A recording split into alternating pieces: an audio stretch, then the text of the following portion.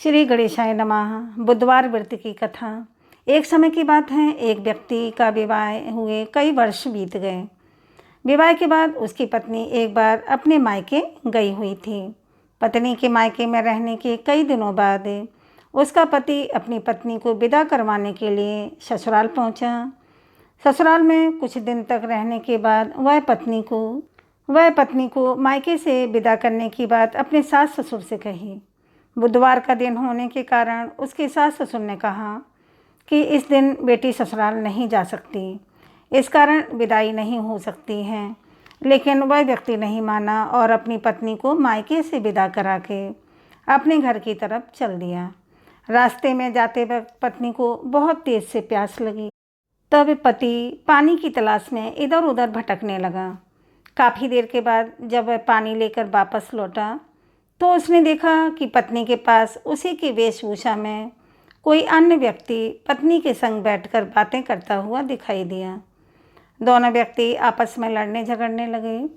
पहले व्यक्ति ने गुस्से में दूसरे व्यक्ति से पूछने लगा कि वह कौन है और क्यों उसकी पत्नी के साथ बैठकर बातें कर रहा है।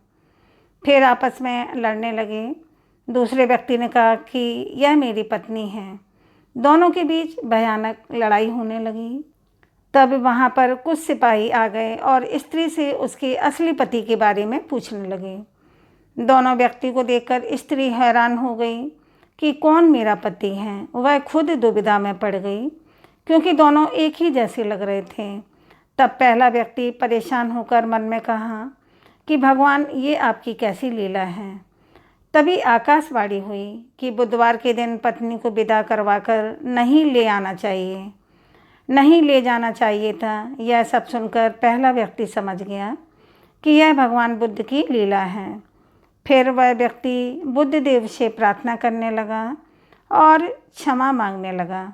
फिर फौरन ही बुद्ध देव अंतर्ध्यान हो गए और उस व्यक्ति को अपनी पत्नी मिल गई। तभी से हर दिन बुधवार के दिन भगवान गणेश जी की पूजा होने लगी।